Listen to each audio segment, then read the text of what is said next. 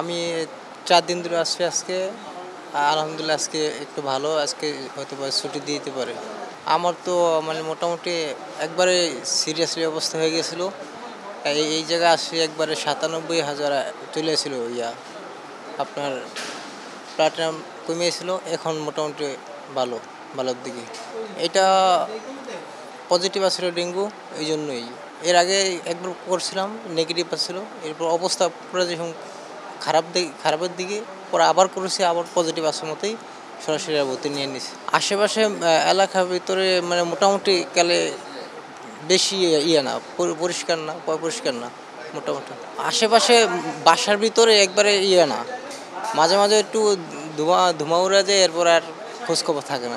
মশা ওটা থেকে দেখি না তো, কমার কোনো ওটা দেখে মশা ধোঁয়া উড়াতে গেলে একটু উড়িয়ে চলে যায়, ফিরে আবার সেই একই অবস্থা থাকে। আর আগের চেয়ে একটু ভালো আছে এখন। কালকে যখন হচ্ছে তখন অবস্থাটা খুবই খারাপ ছিল। আর অস্বস্তি দেখা দিচ্ছে আরও ৪-৫ দিন আগে থেকে। আমার বাসায় এখানেই বাড্ডাতে। না, আমার ওইখানে আমি এরকম দেখি না কাউকে। বা আমি যে বাসায় থাকি সেখানে আমি কেউ দেখি না। দেব সাহেবের ব্যাপারে শুনছি অনেক ভালো। সবসময় মোটামুটি এরা এই রাজ্যে ২৪ ঘন্টায় এরা দেখাশোনার মধ্যে আছে, পায় পরিষ্কার মধ্যে আছে। ডাক্তার সময় মতো আসতেছে, নার্সরা সবসময় ক্লিনিং করতেছে, কোনো করতেছে না। ৯ দিন পর্যন্ত আক্রান্ত ছিলাম। তবে আমি ভর্তি ছিলাম হচ্ছে সাভারে এনাম মেডিকেলে। তো ওখান থেকে কালকে রিলিজ নিয়ে এইখানে কালকে বিকেলে ভর্তি হলাম। না ওইখানে ৯ দিন ছিলাম। টোটালি আমি জ্বরে ভুগতেছে ৯ দিন, কিন্তু ওখানে ভর্তি হয়েছিলাম পরশুদিন বিকেলে। ওখানে একদিন ছিলাম, ওখানে একদিন থেকে কালকে আবার এখানে শিফট করলাম। আমার লক্ষণটা ছিল হচ্ছে প্রথম তো জ্বর ছিল, জ্বরের পরে শরীর ব্যথা ছিল, মাথা ব্যথা ছিল, পরে জ্বর কমে, ব্যথা কমে, কিন্তু এনার্জি পাচ্ছিলাম না হাঁটাচলা করার জন্য।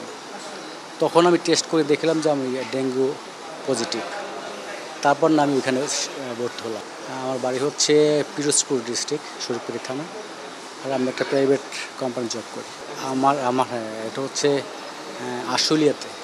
ওইরকম উল্লেখযোগ্য নেই, দেখি আমার চোখে পড়ে নাই যে মশা নিধন করার জন্য যে সরকারের যে একটা উদ্যোগ, ওটা আমি দেখিনি। আমার মনে হয় যে এটা একটা সিজনাল। আপনি দেখবেন যে গত বছর কিন্তু এই সময় কিন্তু আপনি দেখবেন যে ডেঙ্গু নিয়ে অনেক হইলট চলে আসছিল। এবছর একই সময় কিন্তু একই অবস্থা। অর্থাৎ এটা গভর্নমেন্ট যদি উদ্যোগ নেয় যে এই সময়টা যদি নিধন করে, তাহলে আমার মনে হয় যে নেক্সট টাইম এটা আর হবে না। আমি গত ২১ তারিখ থেকে হঠাৎ করে একটু জ্বর অনুভব করছি। জ্বর হওয়ার পরে রাত্রে প্রচণ্ড বমি এবং কোনো কিছু খাইতেই পারছিলাম না। খাইতে গেলেই বমি আর জ্বর, একেবারে অস্থির, সারা শরীরে জ্বর, টেম্পারেচার ১০৩। ২১ তারিখ গেল, ২২ তারিখ গেল, ২৩ তারিখ গেল। আমার অবস্থার উন্নতি না দেখে আমি এখানে ২৪ তারিখে এসে ভর্তি হলাম। মাশাআল্লাহ, এই হাসপাতালে আমার আগে অভিজ্ঞতা ছিল না, কিন্তু আমি যখন মুগদা হাসপাতালে গেছি ভর্তি হওয়ার জন্য, সেখানে ওনারা আমাকে বেড দিতে পারে নাই।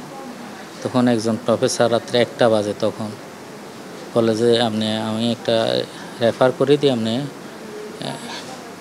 নর্থ সিটি কর্পোরেশনে একটা হাসপাতাল আছে মহাখালী, এখানে চান।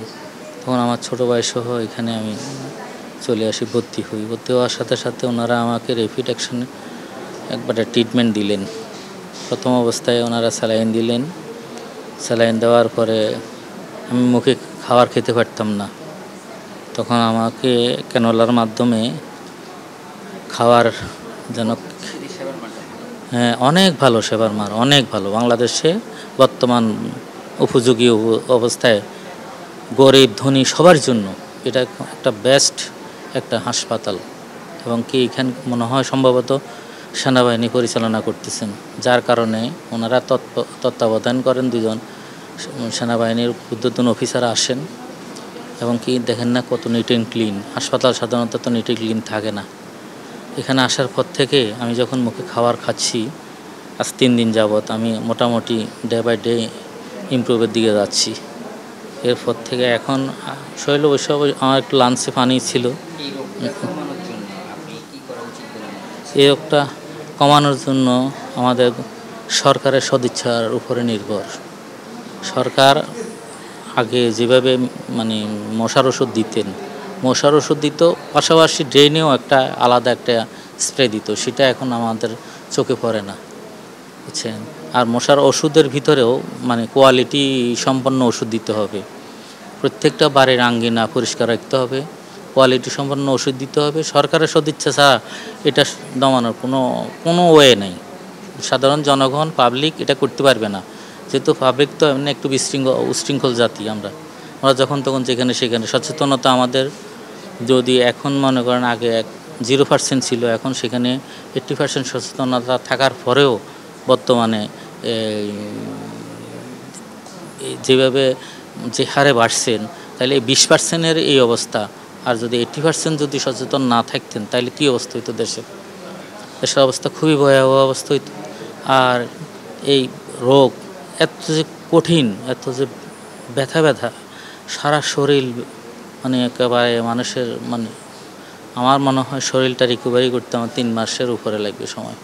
গত সেপ্টেম্বরের মাঝামাঝি সময় থেকে আমরা দেখছি যে সারা দেশ জুড়ে, বিশেষ করে মেট্রোপলিটন সিটি ঢাকার মধ্যে ডেঙ্গুর প্রকোপ বেড়েছে। তো এটি হচ্ছে লেট মনসুন, আমরা যেটাকে বলি, যে আগে যেটা আমাদের বর্ষাকালটা ছিল তারপরে এখন একটু এদিকে চলে এসেছে। আপনারা দেখেছেন বৃষ্টি হচ্ছে, বারবার থেমে থেমে বৃষ্টি হচ্ছে, আবহাওয়াটা খুব বেশি হিউমিডিটিপূর্ণ হচ্ছে, এবং তার সাথে অন অ্যান্ড অফ যে বৃষ্টি, এটা হচ্ছে গিয়ে এডিস মশার বংশবিস্তারের পিছনে একটা বড় কারণ।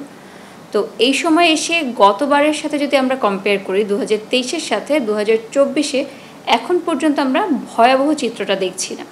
ভয়াবহ বলতে আমরা বুঝাচ্ছি রোগের তীব্রতা অনুযায়ী। রোগীর সংখ্যা এখন খুবই বেশি হচ্ছে, প্রায় সব হাসপাতালেই ডেঙ্গু রোগী পাওয়া যাচ্ছে। তবে গতবার যেমন প্রথম থেকে আমরা দেখেছি রোগীগুলো একটু খারাপ হয়ে গিয়েছে, তাদেরকে এসডিইউ বা আইসিইউ সাপোর্ট নিতে হয়েছে, বা যেটাকে আমরা বলি ডেঙ্গু উইথ ওয়ার্নিং সাইন থেকে সিভিয়ার ডেঙ্গু, এক্সপান্ডেড কিছু ডেঙ্গু সিনড্রোম, মানে বিভিন্ন অঙ্গ প্রত্যঙ্গে সমস্যা তৈরি করা, সেই প্রকোপটা এবার অপেক্ষাকৃতভাবে আমরা কম পাচ্ছি। তবে ডেঙ্গুর কারণে কারো যেমন র্যাশ, তার সাথে কিছু শরীরের অঙ্গ প্রত্যঙ্গ থেকে রক্তপাত, এই ব্যাপারগুলো উপসর্গ হিসেবে আমরা দেখছি, তবে ভয়াবহতাটা অপেক্ষাকৃতভাবে কম। আর আপনি যেটা বলছিলেন মৃত্যুর কথাও যদি আমরা বলি, যে গত 1 মাসের মধ্যে মৃত্যু যেটা হয়েছে, তার মধ্যে আমাদের হাসপাতালে যারা মারা গিয়েছে তাদেরকে আমরা দেখেছি যে মাল্টিপল কোমরবিডিটি, বা তাদের আগে থেকে বিভিন্ন ধরনের অসুখে তার আক্রান্ত ছিল, এবং তার পরবর্তীতে তার সাথে ডেঙ্গুর কারণে মৃত্যুটা হয়েছে। আর শুধুমাত্র ডেঙ্গুর কারণে মৃত্যুর সংখ্যা এখনও বলবো ওই রকম ভয়ের মধ্যে নেই। অবশ্যই আমাদের যারা এপিডেমিওলজিস্ট আছে, পাবলিক হেলথ এক্সপার্ট আছে, তারা এই ব্যাপারটি নিয়ে গবেষণা করেছে এবং তারা প্রেডিক্ট করেছে যে এই সময়, এই বিশেষ করে অক্টোবরে ডেঙ্গুর একদম পিককে চলে যাওয়ার একটা ঝুঁকি রয়েছে, এবং আমরা আশা করছি নভেম্বরের শুরুতে এটি আবার কমে আসবে। ভৌগোলিকভাবেও যদি আমরা চিন্তা করি, আমাদের পরিবেশগতভাবেও চিন্তা করি, এটি অবশ্যই তার সাথে মিলছে, কারণ বৃষ্টি কিন্তু এখনও দেখছি আমরা প্রতিদিনই হচ্ছে একটা নির্দিষ্ট সময়। তো বৃষ্টি পানি যেটি, সেটি কিন্তু জমে যাচ্ছে, একদম ধুয়ে যাচ্ছে না, ফলে লার্ভাগুলো থেকে যাচ্ছে, লার্ভা থেকে ডিম হচ্ছে, লার্ভা ফেটে এখান থেকে মশার বংশ বিস্তার হচ্ছে। তো অবশ্যই এডিস মশা যেহেতু আসছেই পরিবেশের মধ্যে, শহরের মধ্যে ডেঙ্গু থাকবেই, কিন্তু ডেঙ্গুর ব্যাপারে অবশ্যই সচেতন হতে হবে, কারণ যার আগে ডেঙ্গু হয়েছে তার কিন্তু পরবর্তীতে যদি ডেঙ্গু হয়ে থাকে তাহলে তার ঝুঁকিটা সবসময় বেশি। তো এই ব্যাপারে সবাইকে যদি সচেতন থাকে সবাই, তাহলে এটা কিন্তু সহজেই মোকাবেলা করা সম্ভব, খারাপ দিকে টার্ন নেওয়াটা প্রতিরোধ করা সম্ভব।